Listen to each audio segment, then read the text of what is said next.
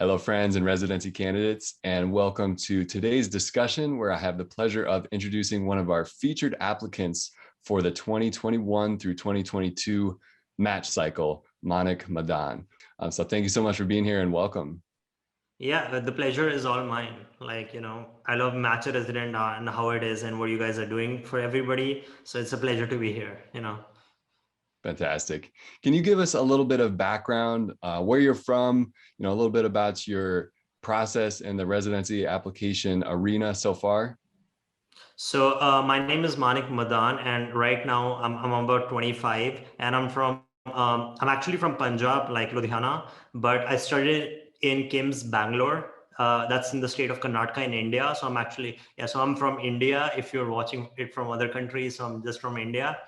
And right now, I've given my step one. I gave it when the previous year in March, and I got about a 260 on that. And I gave my step two CK like this year, right about in March, and I got a 271 on that. And right now, what's happening with me is I started doing my rotations in psych because I'm very interested in psych this previous month. So in April I came to the US. So in May I did a rotation in New York, and now I'm doing a rotation in Chicago. And both of these are psych rotations, and that's where I'm at. So right now I'm like in an Airbnb, and yeah, so in Chicago, yeah. Awesome. And why the US in particular for continuing your medical education? So yeah, this is a very interesting question, and it has a lot of answers. But I feel the the the the biggest priority for me, for coming to the US, was because of like how you know everybody here is at like the cutting edge of their field. Like in psych, we have so much of research going on, and we have so many new treatments coming in, and everything about like this starts in the US first, and then through globalization it spreads throughout the world. And I want to be a part of that, the cutting edge of psych, and I want to like do research. I want to find new things and maybe open a company up. There's like regarding AI, now there's a branch called computational psychiatry coming in, which Mhm. integrates AI and machine learning with psych, and it's just the start. And I feel everything's going to come from the US. Like psych's going to completely transform. I think everything in medicine is going to completely transform. And I'll tell you how. Like right now, the professor I'm working with is creating this whole new EMR system, and it works through a mixture of blockchain. So he's using blockchain to store patient records, which will increase the safety of patient data. And then he's using AI to sort through the patient data to find connections. I mean, you could do research through this stuff. Like imagine if you could integrate this at a global level, right? So that's what like really sparks my interest in the US, is because people here are literally in the cutting edge, the leading edge of medicine, and every revolution really comes from the US. And that's why I'm here, because I get to be a part of that revolution, right? So you had Hello. really amazing scores on both step one and step two. Was that something that you felt that you could easily achieve, or can you tell us just a little bit more about, how this Zen of USMLE, now Manik Madaan on YouTube, was born?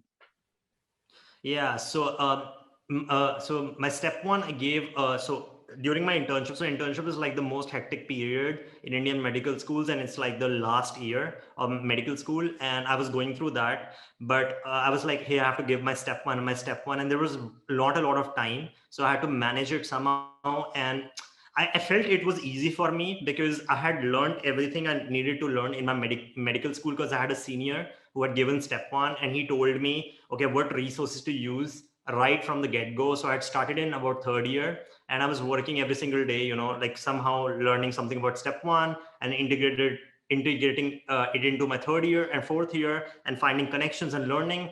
And because of that, it was really very easy for me, because when I started my core prep, I started my what do you call that? So we have the final prep, right?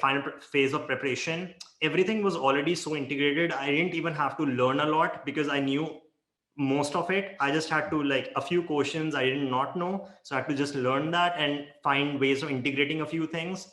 And so it was pretty easy for me, step one. So I feel because I got the right guidance from the get-go because of my senior, in third year. That gave me a massive advantage, because imagine preparing for step one like in just 6 months. You don't know anything about it. It's such a tough exam. It's considered the toughest exam out of all the medical exams in the world. In just 6 months, it's very hard to do that in 6 months. So I definitely got a very big advantage there. And for step two was a bit tough, because after step one, the COVID-19 wave hit, and I was really depressed because I couldn't go out as much, and I was really in isolation. So I was preparing for step two during that. And what happened was, because of COVID-19, actually after step one, I wanted to go out and with my friends and go to some resort or some destination place and have fun. But because of COVID-19, nothing happened and everything shut down. So I was like, Right. what do I do with my time? And that's when I was like, let's make a video. What's step one? So many people have made a Oh, video. wow. I got a good score. Let's do it. And so I remember like getting my iPad and just writing a few points, and then making a 40-page slide of everything, and then just Yeah. shooting that, like working 40 hours on that. Like I worked a lot on that, and then I started shooting everything, and then I just uploaded it. And somehow with that video, that got so much traction. Like now that video has 70,000 views. No, not even 70. So I'm so sorry, 79,000 views. And yeah, I never but I feel it was a blessing in disguise, because coronavirus hit, and I didn't have a choice but to make a Yeah. video. But that video changed everything, and that's how Zen of USMLE was born, right? Yeah, That's and then incredible. yeah, so Zen of USMLE served to be, I feel like in India and a lot of other places, a lot of institutes were misguiding people that Mm. that our material is the best. Just do us, don't do any other resource, which I felt was wrong. So Zen of USMLE served to like literally guide people, whoever was giving USMLE, and just make it the process super transparent, and the best resources. This is what US medical students are using, and this is what works. So that's how it was a very, I feel I built a lot of trust with my audience, because they thought like whatever I was saying about, I wasn't really getting paid for it. And at the same time, I was giving really honest opinions, like because I used it, it worked on me. So it was really honest. I wasn't getting paid with it. And so people trusted me. And that's how Zen of USMLE, it became big. And yeah, so that's how Zen of USMLE is born. And right now it's Manik Madaan, because the content has changed from just USMLE, because USMLE is way too short. Like how many Right. videos can So you make on many. USMLE? So just to cover, how medicine is in the US and how the lifestyle is in the US, I've made it to like, I have converted the name, I've changed the name to my name, that is Manik Madaan. So I can cover all that content, like how US is, how medicine is in the US, how lifestyle is in the US, not just USMLE. So yeah, that's how everything's happened. Perfect. And so we're going to be checking in with you, every couple weeks. We're going to get updates from you to hear what's going on with your application process, and we'll be able to dive deep a couple times, several times throughout the season. But right now, it's just about midway past June. So Uh-huh. what's coming up next for you in the application cycle? What are you working on? You're doing your internships, or not internships, but you're doing some rotations. You're starting Yeah. to gather maybe some LORs, or thinking about personal statements. What's going on? So what's coming up next is I'm working on my MSPE, because I have to get all the documents in check. So I'm working on MSP, also known as the Dean's Letter, and there's a lot of other documentation that needs to be done. Then I have to give my OET, so which is replacing Step 2 CS, and it was really hard finding a spot for it. So like I couldn't find a spot in Chicago, so I have to go back to New York to give it, and it's on I think 9th July is when the OET is. So I have to start preparing for that. I haven't started preparing for that. And what's coming up next also is USMLE Step 3, for which I'm preparing. And I plan to give it, give it just before the match. I hope I can make it, because if you can get Step 3 done before the end of December, you can apply for H1B, because your Step 3 result will be available and you can upload it, and then you can become eligible for H1B. So I'm looking to get that visa, because I feel that's way better than J1.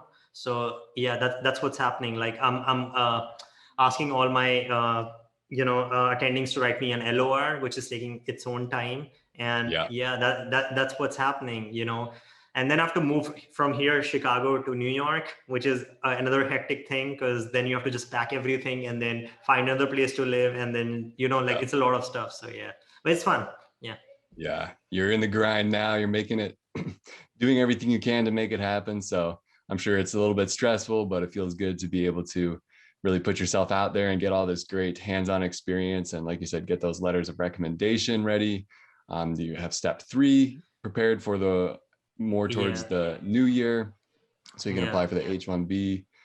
So any parting words for everybody before we check in for the next discussion? So the only parting words I have is, you know, like this whole process of USMLE is long, and, you know, it's expensive. I get that, but try to have fun throughout this journey, because you're going to remember it. Like, it's going to be so much fun giving step 1 and step 2. It's going to be hard, but it's going to be a lot of fun, and you're going to remember those moments. Then you're going to remember those moments when you come to the US and, you know, you do your different rotations, you make so many friends, you go out with them, you know, you share those moments where maybe you'll write a case report with them and just work as part of a team. I mean, all of this is a bit stressful, but at the same time, I feel take this as fun, because not everybody gets to have it. I know so many people, you know, who don't have the financial resources to get here, and like they really want, like they would do anything to get here, like, you know. So if you are in this position of going through the process, you're pretty lucky. Consider yourself lucky, and just be thankful, be grateful, you know. So just be happy, you know. That's what, like, don't wait for a residency to make you happy, because, you know, then you're never going to be happy, because once you become a resident, then you'll be like, I'll be happy when I'm an attending. Nah, just be happy right now. That's my final parting words. Just be happy, you know, because don't wait for it to come, because you never know.